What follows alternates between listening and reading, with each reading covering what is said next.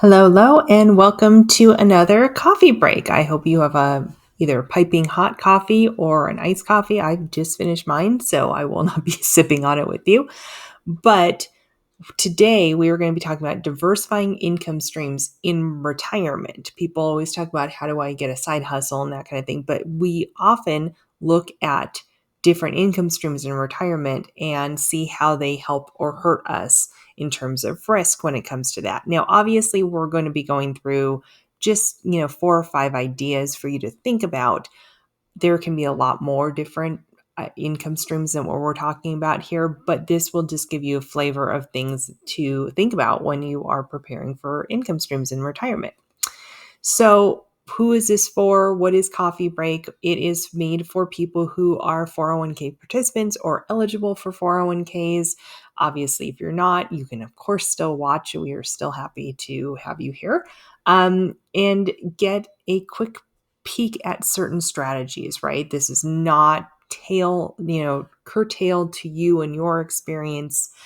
We don't know what that is. If you do want to get some more personalized information and see how that works for you, obviously, please reach out. At the end of the video, there will be a QR code that you can utilize to do that, or, just email us and all that information will be available as well. This is short and sweet. The whole idea is that you are supposed to be able to take a break from work, have a cup of coffee, and get some knowledge. And you should be able to go back and feel refreshed and feel like you got something out of your little break that you had.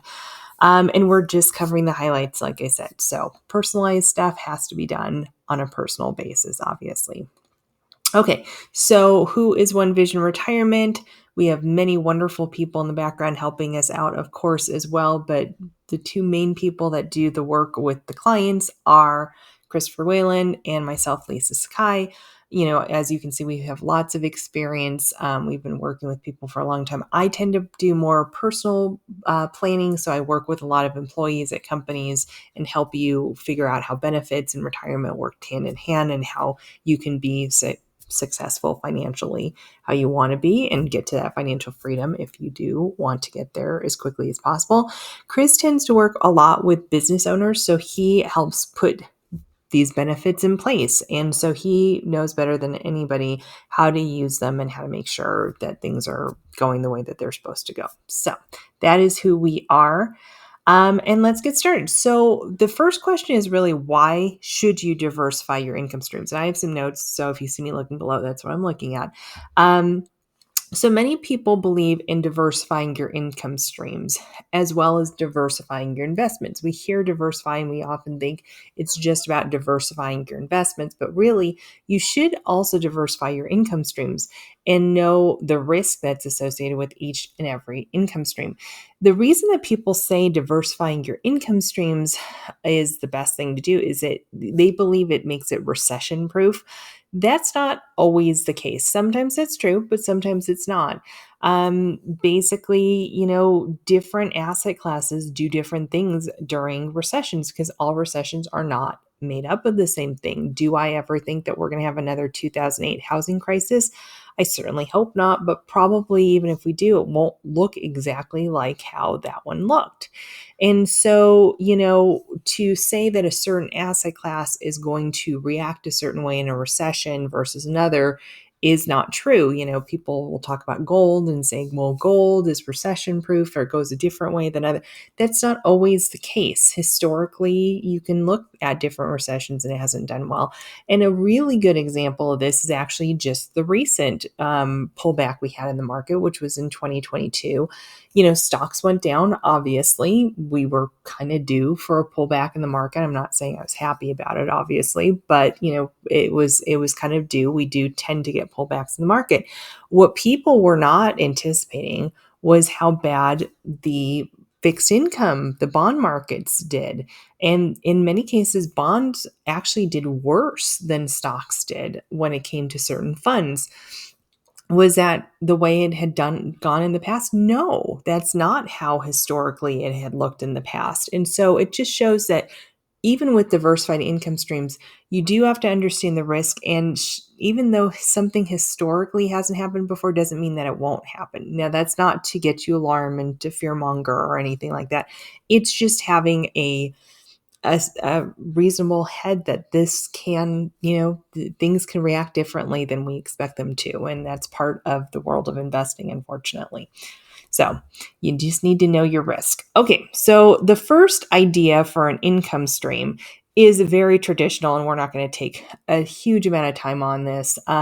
It's investing in the markets, right? Investing in the stock market, investing in bonds, investing in the markets in general is an income stream. How do you take money from what you're building in a 401k or outside investments and have it become an income stream? There's lots of different ways you can do this, and it's going to be based on your ultimate goal. A lot of people have heard of the 4% rule, or taking out a certain amount of money every year will help you just take the growth off of the investments rather than dipping into the principal. So maybe that's 4, maybe that's 3%, maybe that's 5%. It just depends on the level of risk that you have in your portfolio, your expectations, how much you need to take, that kind of thing. So some people say, well, just take the interest or the growth off of your investments, and that is your income stream for this year. Don't touch the principal. Other people say, look, I can't take it with you. I'm bouncing that last check, and last breath I take, that last check is bouncing and I'm good. Kids have gotten what they needed to. I don't need to leave anything to anybody. Let's spend it. And so they actually end up spending into the principal, which is fine as well, as long as everybody understands their risk and knows what they're doing and knows why they're doing it that way. There's no right or wrong way to do this. So there are different ways that you can take your investments and actually make them into income streams. I'm going to put a little warning on this in terms of it is a lot harder for people to figure out. It's much easier to save into accounts than it is to actually take the money out as distributions. Not on a technical side. I don't mean like trading and stuff. I just mean having that strategy is a different conversation. So make sure that you're thinking not just how to put it in, but how to take it out later in retirement, and have plenty of time to really think about what the different options are for you, and be flexible, because obviously if a market drop happens, you might have to be a little bit flexible in terms of how that works. All right, the second idea for an income stream is really real estate. This gets talked about all the time.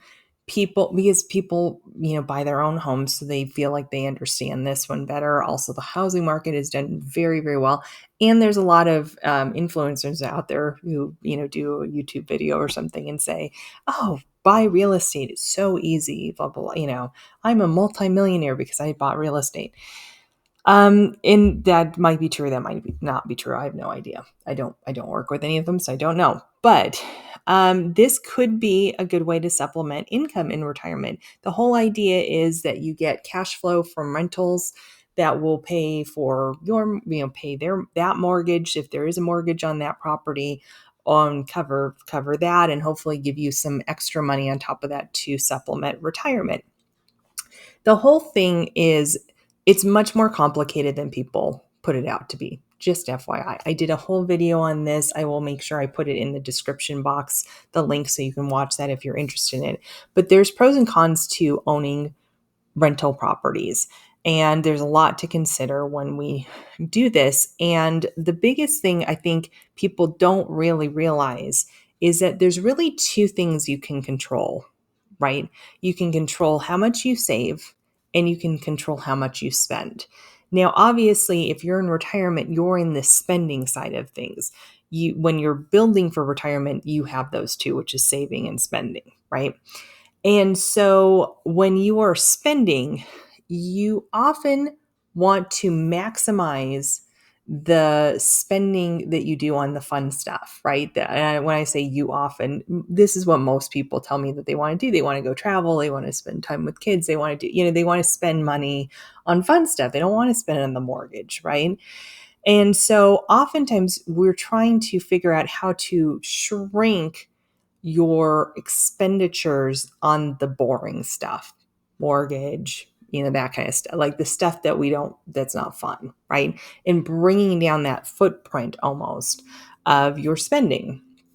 If you have outstanding properties all over the place with bunches of mortgages on them, Are you really bringing down your spending footprint?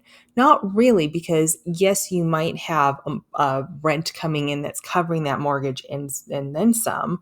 I would say mortgage, upkeep, all that stuff, and all taxes, and also paying you something. That would be wonderful.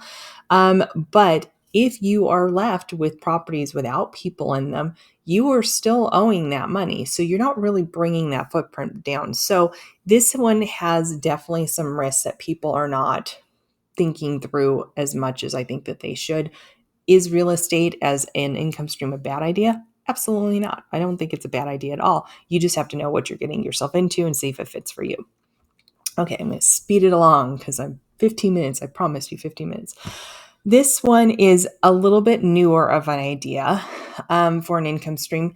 It's about buying a business. And I've had a couple people ask me about this, so I thought I would throw this in. This actually inspired this video. There is kind of a world out there, influencers, that I think some of them are great, actually. I really think that it's really interesting what they're talking about. I think they're great business people.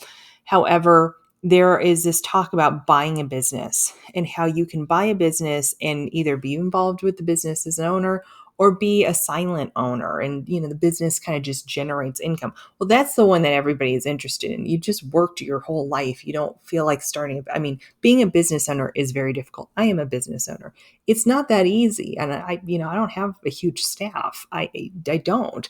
So it's not that easy, and if you have a business that's running itself, you're going to have staff if you're not doing it, right? So keep in mind that owning a business is not just free cash flow and somebody else will handle it and you don't have to look at the books, and you are still the business owner. There is still liability attached to it. There are still other things that are out there that you need to take care of.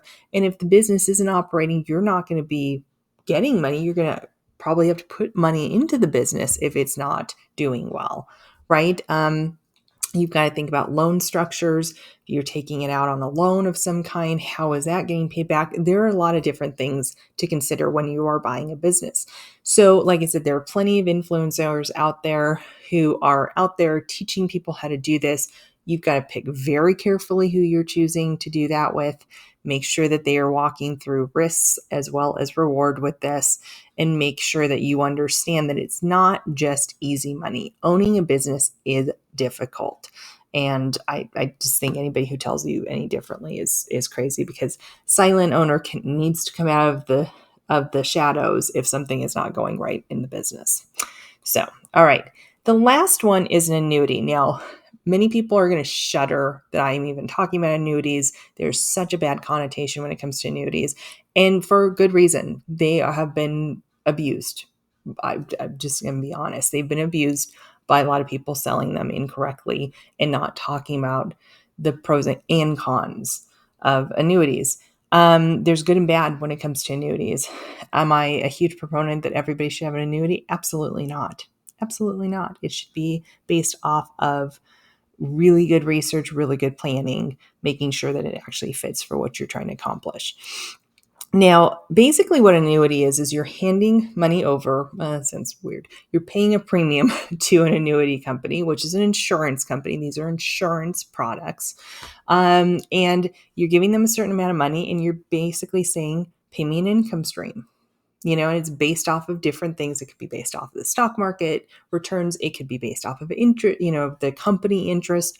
It can be based off a lot of things, but it can be for the rest of your life or for a shorter period of time. Some of them take them out for 10-year periods, It can be based off of a fixed rate. It can be based off of market returns. Like I said, there's a ton of different options. There's no one size fits all or one is better. And you do have to do your research. You have to understand cost associated with annuities, because they all cost money. That insurance person is putting it in place for you. They are getting paid. The insurance company would not put an annuity in place unless they were getting some money for it. There's no benefit for that, right? So you need to be looking at fees. You need to be looking at guarantees in this. You need to be understanding how all the little riders that they attach to it, how those work. It's very complicated, okay? And this is why people don't want to buy annuities, because they're very complicated. But as long as you have done your homework, you've gone through the pros and cons, you understand what you're signing up for, then they could be really good ways of supplementing income, especially since we don't have pensions anymore. Or not anymore, but a lot of people don't have pensions anymore. Okay, so let's wrap this up. Every income stream has a risk. Even your job that is currently providing you income is a risk because you could lose it. You could not have that income stream anymore. A company could shut down. They could pull back hours. All that stuff can happen. Do your research on any kind of income stream that you have. Nothing is easy money. You have to do the work in order to get the easy money later on. That is the truth. And even then, you can be pulled out of Easyville and put it back into the trenches at any point, especially as a business owner. It can be a lot more hairy than you think. Diversifying is good, but it's not easy. And that's why people don't want to do it. But it can have some major benefits for you if you do that. So with that, feel free to schedule a call. I'm a little over. I apologize. Obviously, these are much more complicated. I want to make sure that we're actually doing due diligence and giving you the good information. So you can email us. You can use your QR scanner or your camera app in your phone and schedule a call. It's very short, kind of get to know you calls. And follow us on LinkedIn and see if we are providing any kind of resources that are helpful to you. We always want to hear from you. So with that, I hope you had a good coffee break, and we will see you next month for another coffee break on another subject that will help you get to financial freedom as quickly as possible. Take care. Bye-bye.